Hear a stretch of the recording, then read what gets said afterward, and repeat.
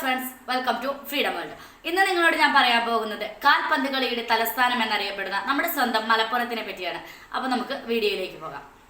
കേരളത്തിന്റെ വടക്കേ അറ്റത്തു നിന്നും 5ാമതായി സ്ഥിതി ചെയ്യുന്ന ജില്ലയാണ് മലപ്പുറം. ജനസാന്ദ്രതയേറിയ ജില്ലകളിൽ ഒന്നാണിത്. നിലവിൽ കേരളത്തിൽ ഏറ്റവും കൂടുതൽ ഗ്രാമപഞ്ചായത്തുകളുള്ള ജില്ലയാണ് ഇത്. 2011 സെൻസസ് പ്രകാരം 41,10,956 പേർ അധിവസിക്കുന്നു. 3,550 ചതുരശ്ര കിലോമീറ്ററാണ് ഇതിന്റെ വിസ്തൃതി. 80% ജനങ്ങളും ഗൾഫിനെ ആശ്രയിച്ചു കൊള്ളുന്നു.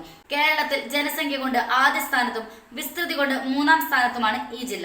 മലനാടും ഇടനാടും തീരപ്രദേശവുമുള്ള ഈ ജില്ലയിൽ പടിഞ്ഞാറേക്കര അഴിമുഖവും വെള്ളിക്കുന്ന് അഴിമുഖവും BM കായലും തെയ്യൻ തോപ്പുകളാൽ നിറഞ്ഞ തീരവും മലബാർ സ്പെഷ്യൽ പോലീസിന്റെ ആസ്ഥാനവും കോട്ടക്കൽ ആര്യവൈദ്യശാലയും മലയാള സർവകലാശാലയും അലൈഗഡ് സർവകലാശാല ഇഫ്ലു എന്നിവയുടെ കേരള കേന്ദ്രങ്ങളും കടലുണ്ടി പക്ഷി സങ്കേതവും കരിമ്പുഴ വന്യജീവി സങ്കേതവും നെടുങ്കയം മഴക്കാടും അമരമ്പലം സംരക്ഷിത വനമേഖലയും ആട്യൻപാറ വെള്ളച്ചാട്ടവും സ്ഥിതി ചെയ്യുന്നു. മനോലി കനാൽ ഈ ജില്ലയിൽ ഉൾനാടൻ ജലാഗതാഗതത്തിന് വഴിയൊരുക്കുന്നു.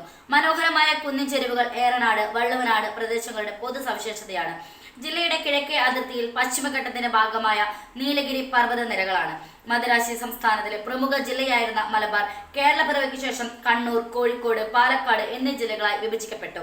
അതിൽ കോഴിക്കോട് ജില്ലയിലെ ഏറനാട് താലൂക്കും തിരൂർ താലൂക്കും പാലക്കാട് ജില്ലയിലെ പൊന്നാനി, പെരിന്തൽമണ്ണ താലൂക്കിലെ ഭൂരിഭാഗം വരുന്ന പ്രദേശങ്ങളും കൂട്ടിച്ചേർത്തുകൊണ്ടാണ് 1969 ജൂൺ 16 ഈ ജില്ല രൂപവൽക്കരിച്ചത്. കോട്ടക്കുന്നടങ്ങുന്ന മലയുടെ മുകളിലും വശങ്ങളിലുമായാണ് നഗരം സ്ഥിതി ചെയ്യുന്നത്. ഏറ്റവും മുകൾ ഭാഗത്തെ പരന്ന തട്ട് കുന്നുമൽ അഥവാ അപ് ഹിൽ എന്ന് വിളിക്കപ്പെടുന്നു.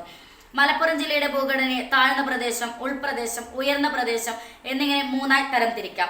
കിഴക്ക് നീലഗിരി കുന്നുകളോട് ചേർന്ന് വലിയ കാടിൽ തുടങ്ങി പതിയെ ചെറുകുന്നുകളിലൂടെയും താഴ്വരകളിലൂടെയും പോയി പടിഞ്ഞാറ് ഭാഗത്തുള്ള മണത്തിട്ടകളിൽ നിലകൊള്ളുന്ന വലിയ തെങ്ങിൻ തോപ്പുകളിൽ അവസാനിക്കുന്ന തികച്ചും നിമ്നോന്നതമായ ഭൂപ്രകൃതി സ്വന്തമായുള്ളതാണ് ഈ ജില്ല.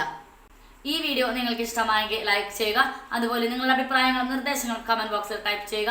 Thanks for watching.